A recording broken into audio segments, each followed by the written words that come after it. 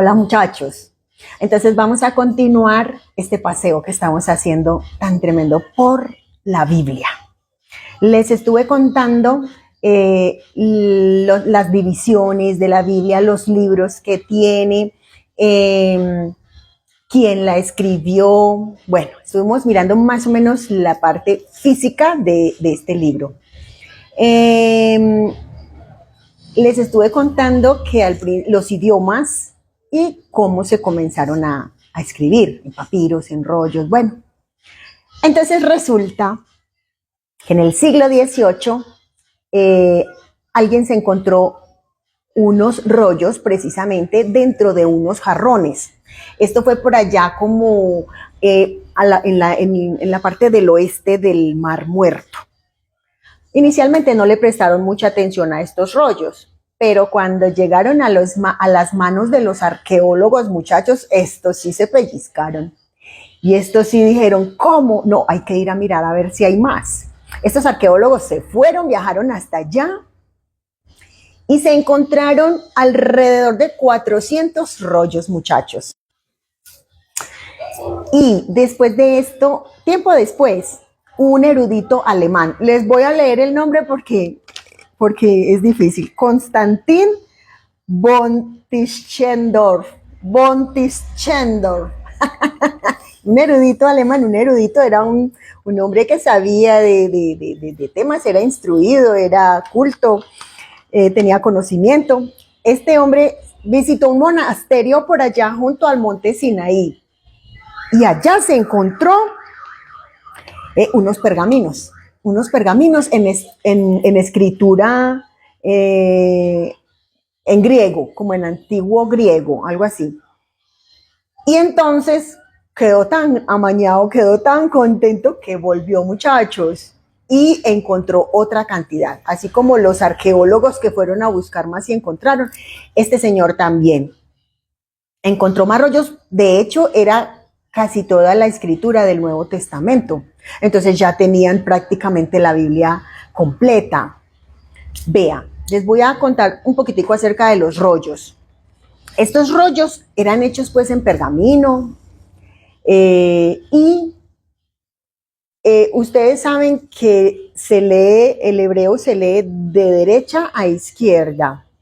Entonces los rollos no eran así como que uno los soltaba y se hacía a lo largo, no, eran a lo ancho. Entonces en cada extremo tenía dos maderos redondos, póngale como el palo de la escoba, pero más bonitos.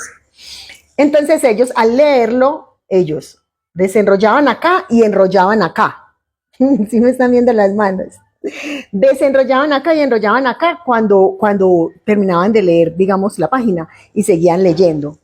Estos rollos los envolvían en paños muy delicados para cuidarlos y los metían dentro de jarrones así largos, jarrones de barro para conservarlos. Entonces, como ven, el transporte era difícil, ellos que andaban tanto, y no solo eso, sino encontrar algún pasaje, algún determinado pasaje que quisieran buscar, se hacía muy difícil porque el rollo, ¿sí o no?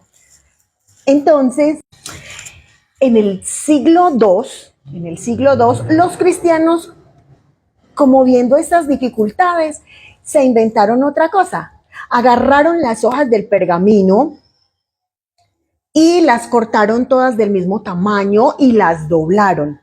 Enseguida cosieron por donde estaba el doblez, armando como una especie de libro. Este libro se llama Códice. Se escribe códice. Yo se los leo como está acá, mi amor, porque yo no sé sino español. Entonces, también le pusieron una pasta dura por encima como para proteger las hojas. Les cuento que este códice, el primer libro, tiene un nombre, se lo voy a leer. Se llama el Codex Sinaiticus, Y en este momento es como la primera copia más completa del Nuevo Testamento, del Nuevo Testamento que se conserva aún en el Museo Británico de Londres. Todavía se conserva esta primera copia allá en el Museo de Londres y se llama el Codex Sinaiticus.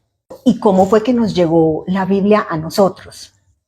Resulta que habían unos personajes que se llamaban escribas, les decían escribas. Ellos eran los únicos que sabían leer y escribir. Ellos eran responsables de estudiar, copiar y enseñar el Antiguo Testamento. Pero ellos ellos eran personas instruidas y todo, mire que sabían leer y escribir, todo el mundo no lo hacía, pero la responsabilidad de ellos era tan tremenda que ellos tenían unas reglas para poder hacer esta tarea. Número 1 era comenzar con oración cuando fueran a escribir, porque todo, precisamente ellos lo hacían todo a mano. Comenzar con oración siempre. Segundo, cuando ellos escribían, dejaban el espaciecito donde iba la palabra Dios, lo dejaban en blanco, porque la palabra Dios, ellos respetaban tanto estas escrituras que lo escribían con una tinta más pura. Entonces dejaban el espaciecito y cuando terminaban, entonces empezaban a copiar la palabra Dios en esos espacios.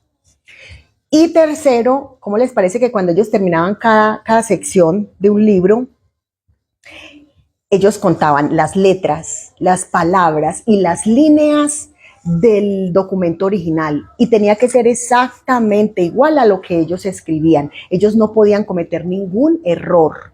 Mire que desde ahí se ha tenido mucho respeto con lo que dice la Biblia, con lo que está escrito, porque es que lo que dicen ahora es que la han cambiado, pero yo ya les he dicho, muchachos, las ideas de Dios al dejarnos esos escritos, de Jesús, de lo que está escrito y nadie lo puede cambiar.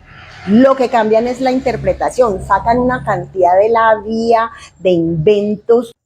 Se le ha cambiado es el sentido. Las personas cogen la Biblia, siempre se lee lo mismo, pero son las mismas personas lo que tienen aquí en esta cabeza y con esta lengua que le cambian el sentido, que empiezan a hablar otras cosas. La Biblia no hay que interpretarla, cada quien la interpreta a su manera. No, señor, la Biblia tiene su propia interpretación, pero la Biblia tiene que ir acompañada de la fe en el Espíritu Santo. Espíritu Santo, ayúdame a leer esto, pues que no lo entiendo. Señor, ayúdame a comprender. Señor, revélame.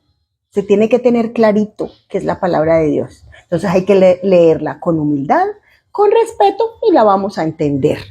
Entonces las ideas siempre han sido las mismas y mire el respeto que le tenían en esos tiempos cuando la empezaron a escribir. Esas eran las normas para los escribas.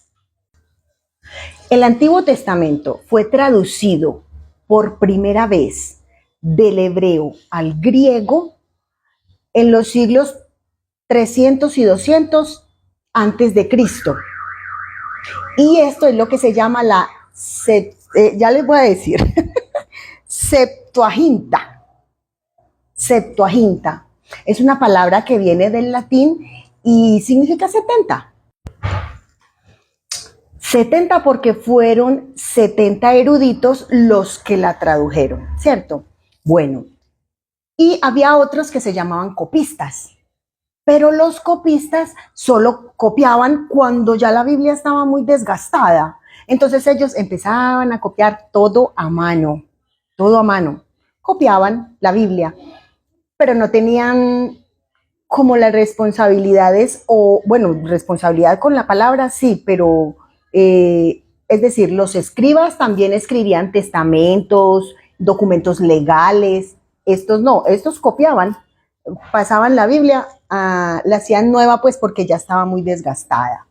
Los misioneros de Siria llevaron el evangelio a muchos lugares, a lugares muy distantes, como a China, a la India, a Armenia, dice acá, a Georgia. Ellos empezaron a repartir el evangelio, muchachos, se me va la palabra.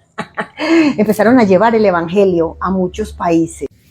Entonces, de esta manera se fue haciendo necesario traducirla a más lenguas, a más idiomas, a más dialectos, porque lo llevaban póngale en griego, pero la gente no hablaba griego allá. Por ejemplo, en China, en la India. Entonces se fue haciendo necesario empezar a traducirla. Muchachos, había un erudito de por allá del norte de Italia, en el año 345 después de Cristo. Él empezó a decir, a dudar. Por eso es que yo digo que la duda no siempre es mala, porque la duda lo lleva a uno al conocimiento. Y eso dijo él, bueno, esta vaina sí estará escrita como es, ¿será que han cambiado mucho? ¿Será que la escriben como les da la gana? ¿Será que dicen lo que quieren? ¿Y saben qué hizo este erudito? Se llamaba Jerónimo.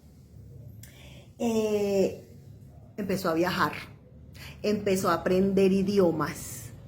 Y aprendió varios idiomas y empezó él mismo a traducir partecitas de la Biblia. Entonces, hacia el año 382, el Papa Dámaso le dijo a Jerónimo, bueno, entonces tradúzcame los evangelios, los salmos y otros libros del Antiguo Testamento. Le dijo, tradúzcalos pues, métase allá a un monasterio y me va a traducir estos libros para ver si realmente hay errores o no. Pues este Jerónimo se metió allá a ese monasterio y se tardó 23 años en hacer esta tareita, muchachos. Esta traducción de Jerónimo fue conocida como la Vulgata, que quiere decir versión común. Y esta traducción se empezó a usar, se empezó a usar en 1609, muchachos.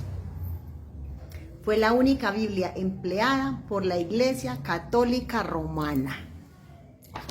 Mejor dicho, muchachos, les voy a dejar el cuento hasta aquí, porque de aquí para adelante se van a desplegar muchas cosas. Tengan en cuenta esto. Esa traducción que el Papa Dámaso dijo que le hicieran fue la que él empezó a usar, y toda la Iglesia romana, porque la Iglesia Católica Romana o Romana Católica, bueno, la Iglesia Romana tiene su líder que es el Papa, entonces se hace lo que el Papa diga, y este señor dijo que se empleara esta Biblia. Esto está muy bueno, yo estoy muy encarretada pues mirando toda esta historia de la Biblia, muchachos. Ojalá que ustedes también compartan para que la gente se entere también. Sobre todo porque hay muchas personas que dicen la Biblia está cambiada, cada quien la interpreta a su manera, es que le han cambiado esto, le han cambiado.